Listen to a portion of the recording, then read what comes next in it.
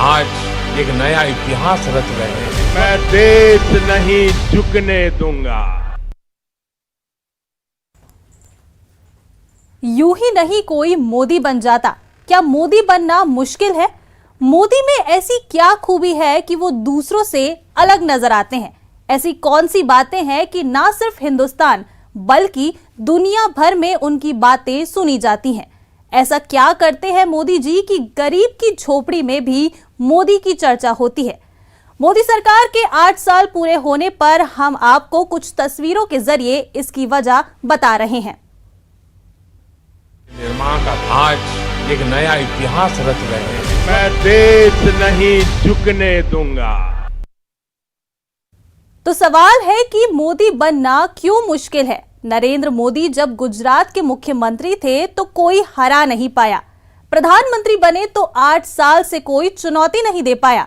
आखिर ऐसी क्या बात है कि पीएम मोदी भारत के मन मस्तिष्क पर छाए हुए हैं और दूसरों को जनता नकार रही है? इस सवाल को समझने के लिए पीएम मोदी के 8 साल में 8 अंदाज देखिए। सबसे पहले श्री राम मंदिर निर्माण और मोदी की तस्वीरों को देखिए।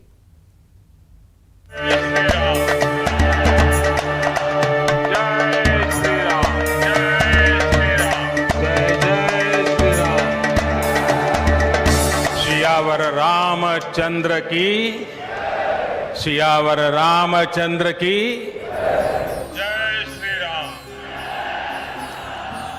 500 साल बाद रामलला जन्मभूमि पर इस तरह से जयकारे लगाए गए।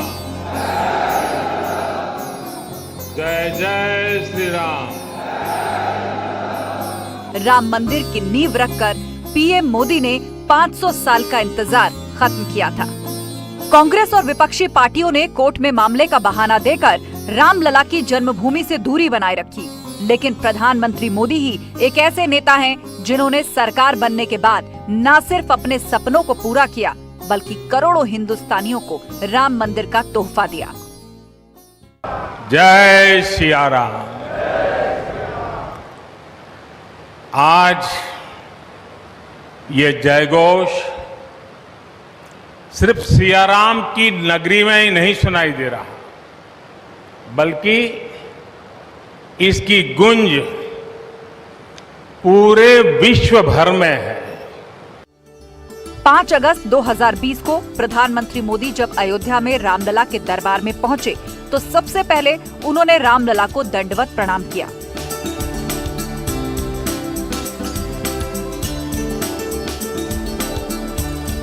पीएम मोदी करीब 20 सेकंड तक भगवान राम के आगे ऐसे ही दंडवत रहे। रामलला के शरण में खुद को सौंप दिया था। इससे पहले किसी प्रधानमंत्री की ऐसी तस्वीर नहीं आई थी। पीएम मोदी का यही अंदाज उन्हें दूसरों से अलग करता है। वो हर काम बहुत ही शिद्दत और नियम से करते हैं। रामलला के दर्शन करने के बाद पीएम मोदी वहां पहुंचे जहां पर नींव रखी जानी थी। राम मंदिर की जब नींव डाली जा रही थी तो उस वक्त सबसे अनोखी तस्वीर सामने आई। मंत्रोच्चार के बीच प्रधानमंत्री मोदी ने पहले एक ईंट नींव में रखी। देश भर से आई नदियों की मिट्टी, रेत और जल को नींव में डाला। सभी देवताओं को याद कर प्रणाम किया और जब नींव रख दी गई तो वहां की मिट्टी उठाकर सर से लगा लिया। इन्हीं वजहों से पीएम मोदी को लोग हिंदुत्व का ब्रांड एम्बेसडर कहते हैं। पीएम मोदी हिंदू रीति रिवाजों का पालन करते हैं, मंदिरों में पूरे विधि विधान से पूजा करते हैं, हिंदू हितों पर खुलकर बोलते हैं, सांस्कृतिक विकास को प्राथमिकता से करते हैं। वहीं दूसरे नेता ऐसा नहीं कर पाते। जय श्री राम, जय श्री राम, जय श्री राम, जय जय श्री राम। साल 2013 में जब केदारनाथ घाटी तबाह हो गई थी तो किसी को उम्मीद नहीं थी कि केदारनाथ धाम की तस्वीर बदल पाएगी। लेकिन मोदी ने न सिर्फ पुनर्निर्माण कराया बल्कि वहां पर मौजूद गुफाओं के बारे में भी लोगों को बताया और बार बार केदार धाम जाकर इस बात का संदेश दिया कि भौतिक विकास के साथ ही देवभूमि का सांस्कृतिक विकास करना क्यों जरूरी है।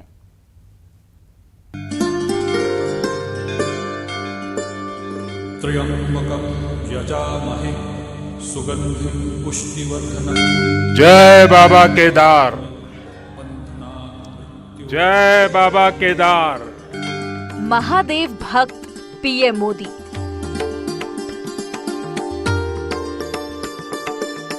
शिव के साधक नरेंद्र मोदी। बाबा केदारनाथ की शरण में आकर जब भी आता हूं, यहां के कण कण से जुड़ जाता हूं। 80 के दशक में पीएम मोदी पहली बार केदारनाथ आए थे। इसी भूमि पर उन्होंने तप किया और जब पीएम बने तब भी यहीं की एक गुफा में साधना की। नेति नेति नित निगम कहा, अर्थात कुछ अनुभव इतने अलौकिक, इतने अनंत होते हैं कि उन्हें शब्दों से व्यक्त नहीं किया जा सकता। केदारनाथ से पीएम मोदी की भावनाएं आध्यात्मिक रूप से जुड़ी रही हैं, इसलिए जब भी केदार जाते हैं वहां के लिए कुछ ना कुछ नया करते हैं। बतौर प्रधानमंत्री नरेंद्र मोदी 5 बार केदार धाम की यात्रा कर चुके हैं। पीएम मोदी पहले प्रधानमंत्री हैं जिन्होंने बाबा केदार धाम की यात्रा और 2019 में गरुड़ चट्टी की गुफा में तपस्या भी की। इस गुफा को लेकर पौराणिक मान्यता है कि भगवान विष्णु गरुड़ पर बैठकर केदार धाम आए थे, तब वो इसी स्थान पर उतरे थे। गरुड़ जी ने यहाँ पड़ाव डाला था, इसलिए इसे गरुड़ चट्टी कहते हैं।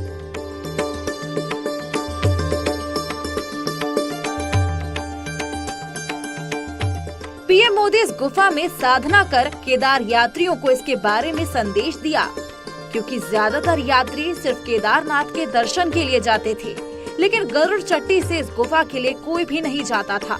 लेकिन जब से पीएम मोदी इस गुफा में गए तब से यहाँ पर पर्यटकों के आने का सिलसिला बढ़ गया। पीएम मोदी पर्यटन को बढ़ावा देने के लिए बहुत से प्रयोग करते हैं। मुख्य स्थल के आसपास की चीजों को भी प्रमोट करते हैं। पीएम मोदी खुद भी आगे आकर ऐसी चीजें दिखाते हैं जो लोगों को उत्साहित करती हैं और घूमने के लिए प्रेरित भी करती हैं। यहाँ की हवाएं, ये हिमालय की चोटियां, ये बाबा केदार का सानिध्य न जाने कैसी अनुभूति की तरफ खींच के ले चला जाता है, जिसके लिए मेरे पास शब्द है ही नहीं। त्र्यंबकं यजामहे सुगंधिं पुष्टिवर्धनम्। पीएम मोदी श्रम का सम्मान करना जानते हैं। बहुत से लीडर्स अपने अपने समय में बड़ी बड़ी चीजों के निर्माण कराए, लेकिन प्रोजेक्ट तैयार करने वाले श्रमिकों को मेहनताना तो मिला, लेकिन बड़े मंच पर सम्मान नहीं मिला। प्रयागराज में पीएम मोदी ने श्रमिकों के सम्मान की एक नई परंपरा शुरू की। पीएम मोदी ने सफाई कर्मियों के पैर धोकर उनका सम्मान किया।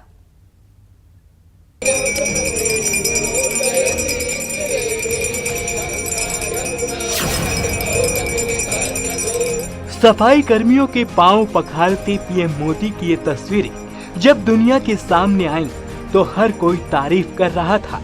इससे पहले किसी ने सफाई कर्मियों को ऐसा सम्मान नहीं दिया था। पीएम मोदी कुंभ मेले में गए थे। पीएम मोदी ने सबसे पहले मां गंगा की पूजा की। मां गंगा का दुग्धाभिषेक किया। मंत्रोच्चार के साथ मां गंगा की आरती की।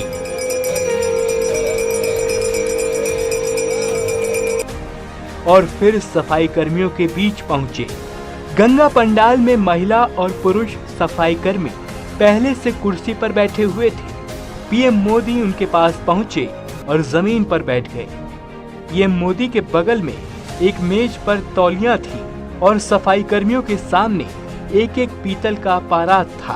पीएम मोदी ने सबसे पहले महिला सफाई कर्मी के पैरों को पखारा और फिर एक एक कर बाकी 4 सफाई कर्मियों के पैर धोए। पानी से पैर पखारने के बाद पीएम मोदी ने तौलिए से 5 सफाई कर्मियों के पैरों को सुखाया। पीएम मोदी ने करीब 3 मिनट तक 5 सफाई कर्मियों के पैर धोए। इसके बाद उन्हें शॉल देकर सम्मानित किया। सफाई कर्मियों में 2 महिलाएं और 3 पुरुष थे। पीएम मोदी ने झुककर तीनों को प्रणाम किया। दिव्य कुंभ और भव्य कुंभ की ये तस्वीरें ऐतिहासिक थी। किसी को उम्मीद नहीं थी कि पीएम मोदी ऐसा कर सकते हैं। इसलिए कहा जाता है कि जो कोई नहीं सोचता, जो कोई नहीं कर पाता, उसे पीएम मोदी न सिर्फ करते हैं बल्कि अपने अंदाज से दुनिया को संदेश भी देते हैं।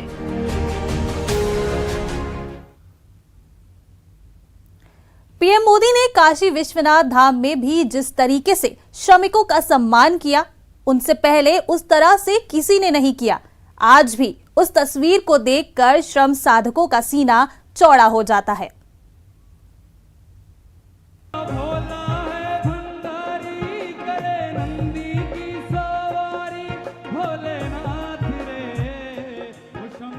हर हर महादेव। ये तस्वीरें हिंदुस्तान का श्रमिक वर्ग कभी नहीं भूलेगा। महल, हवेलियां, मंदिर, मस्जिद तो हिंदुस्तान में बहुत बने, लेकिन श्रम सेवकों को ऐसा सम्मान किसी ने नहीं दिया। कहते हैं कि ताजमहल बनाने वाले कारीगरों के हाथ काट लिए गए थे, लेकिन प्रधानमंत्री मोदी ने काशी विश्वनाथ धाम को संवारने वाले श्रम साधकों पर फूलों की बारिश की। ये परिसर साक्षी है हमारे सामर्थ्य का, हमारे कर्तव्य का। अगर सोच लिया जाए, ठान लिया जाए, तो असंभव कुछ भी नहीं। प्रधानमंत्री मोदी जब मंदिर बनाने में सहयोग देने वाले श्रमिकों पर फूलों की बारिश कर रहे थे, तो दुनिया हैरान थी। लोग भौचक रह गए, एक दूसरे से पूछते थे कि क्या किसी प्रधानमंत्री ने इस तरह से श्रमिकों का कभी सम्मान किया? क्या उनके साथ बैठकर इस तरह से खाना खाया? प्रधानमंत्री मोदी ने 8 मार्च 2019 को काशी कॉरिडोर का शिलान्यास किया था। 2 साल 8 महीने बाद इस ड्रीम प्रोजेक्ट को तैयार किया गया था। पूरे कॉरिडोर के निर्माण में करीब 400 करोड़ रुपए खर्च हुए और 13 दिसंबर 2021 को प्रधानमंत्री मोदी ने काशी विश्वनाथ धाम का उद्घाटन किया। 50,000 मीटर के इस बड़े परिसर को इन मजदूरों ने अपने हाथों से तैयार किया। काशी में कोई सोच नहीं सकता था कि इस तरह का भव्य मंदिर गंगा किनारे बन सकता था, लेकिन श्रम साधकों ने प्रधानमंत्री मोदी के ड्रीम प्रोजेक्ट को पूरा करके दिखा दिया और इसलिए ही प्रधानमंत्री मोदी ने इनका सम्मान किया और फूल बरसाकर दुनिया के सामने श्रम का सम्मान करने का संदेश दिया।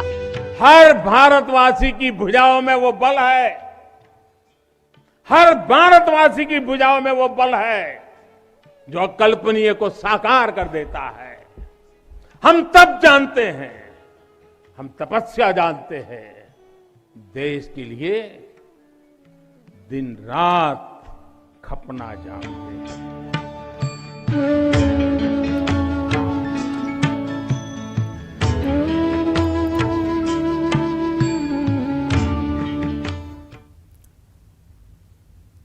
बच्चों के बीच पीएम मोदी अलग ही नजर आते हैं।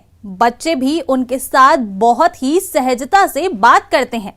पीएम मोदी जहां भी जाते हैं बच्चों से जरूर मिलते हैं। कई अवसरों पर बच्चों से उनका लगाव सोशल मीडिया पर वायरल हो जाता है। बच्चों से बात करना उन्हें काफी पसंद है। प्रगति के पथ पर आगे बढ़ते जाना, दिल पर करना सबके राज।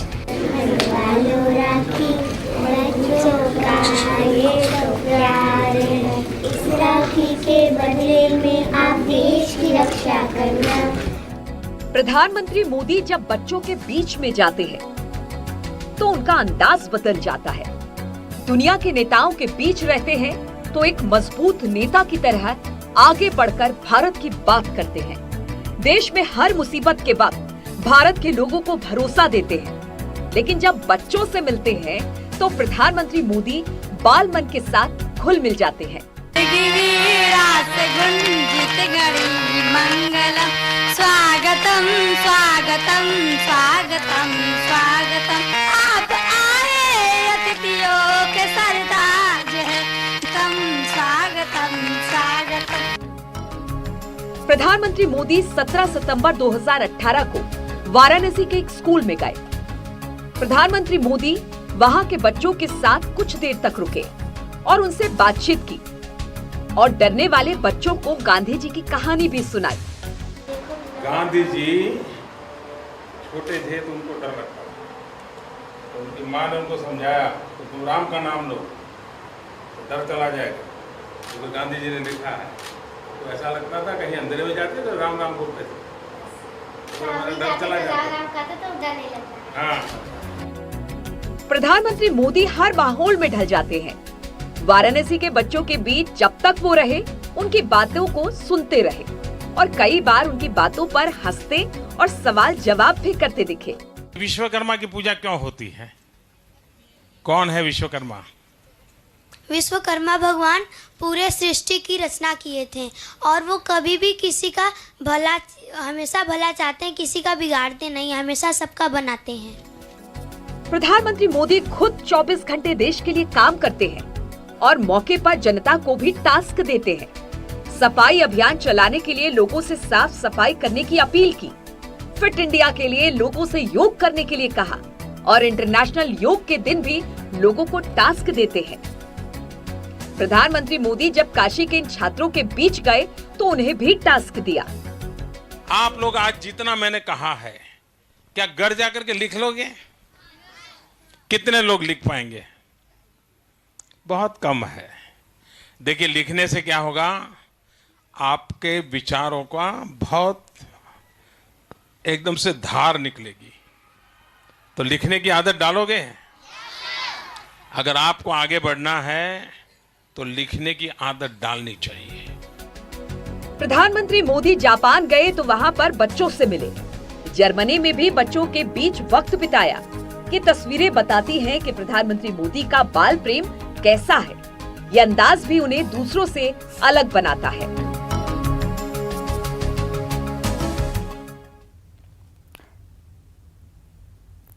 पीएम मोदी रोड शो भी अलग अंदाज में करते हैं। काशी हो या गुजरात, जब जनता के बीच सड़क पर उतरते हैं तो सड़कें भर जाती हैं, लोगों का हुजूम उमड़ पड़ता है। हर रोड शो में लोग पीएम मोदी पर फूलों की बारिश करते हैं। लेकिन जिस तरह से 11 मार्च 2022 को गुजरात की महिलाओं ने फूलों से स्वागत किया, वो तस्वीरें देखने वाली थी।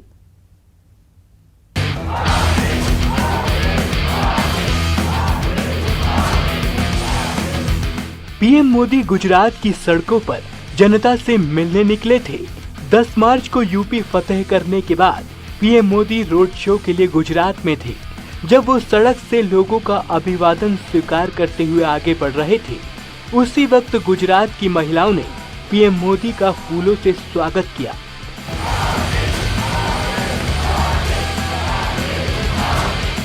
पीएम मोदी हाथ जोड़कर अभिवादन स्वीकार कर रहे थे तो महिलाएं फूल बरसा रही थी। पीएम मोदी विक्ट्री का साइन दिखाते हुए जिधर जा रहे थे, उनका स्वागत इसी तरह से किया जा रहा था। करीब 12 किलोमीटर लंबे रास्ते में उमड़ी भीड़ ने फूल मालाएं बरसाईं।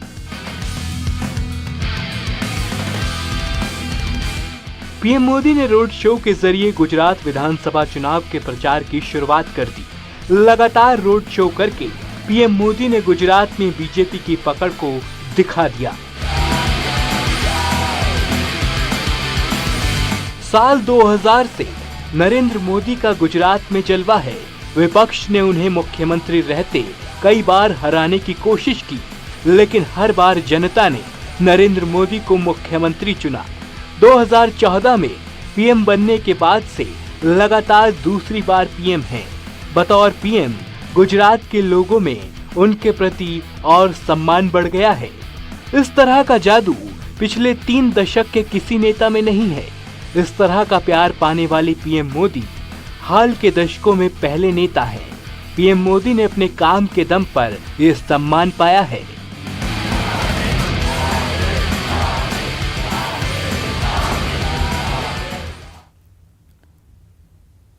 पीएम मोदी हर वर्ग के मन को टटोलते हैं। जिस तरह तीज त्योहारों पर खुलकर बात करते हैं, तो उसी तरह से दुनिया भर से भारत की सांस्कृतिक धरोहरों को हिंदुस्तान लाते हैं। इतिहास की कमियों पर भी तीखा प्रहार करते हैं तो जीत में खिलाड़ियों से संवाद करना नहीं भूलते। एक तरह से हर पल देश में उत्साह का माहौल बनाते हुए एक मजबूत राष्ट्र का निर्माण करने में जुटे रहते हैं। मेजर ध्यानचंद को सबसे बड़ी श्रद्धांजलि आप लोगों ने दी है। भारत के हुनर का कैसे सम्मान किया जाए, मैंने उस दिन वो निर्णय भी कर लिया। आग्रह करूंगा। टूटते हौसलों को कैसे बल दिया जाए, हार में निराश हो रहे खिलाड़ियों में कैसे उत्साह भरा जाए, पीएम मोदी बेहतर जानते हैं। इसीलिए जीत हो या हार, विश्व मंच पर खेलने वाले खिलाड़ियों से पीएम मोदी हमेशा संवाद करते हैं। जरा वीरता का भी भाव आता है ना। पीएम मोदी जीत की बधाई फोन पर देते हैं और जब खिलाड़ी देश लौटते हैं तो उनसे मिलकर सम्मान बढ़ाते हैं। ओलंपिक गेम्स में गोल्ड मेडल जीतने वाले नीरज चोपड़ा ने बताया था कि पीएम मोदी से बात करने के बाद उनमें ऊर्जा का संचार हो गया था। थॉमस कप जीतकर इतिहास रचने वाले बैडमिंटन खिलाड़ियों से जब पीएम मोदी ने बात की तो उनकी खुशी का ठिकाना नहीं था। 2014 से पहले खिलाड़ी जीतकर जब भारत लौटते थे तो कभी कभी सम्मान समारोह हो जाता था, लेकिन पीएम मोदी ने इस परंपरा को बदल डाला। पीएम मोदी जिस दिन जीत होती है उसी दिन खिलाड़ियों से बात करते हैं।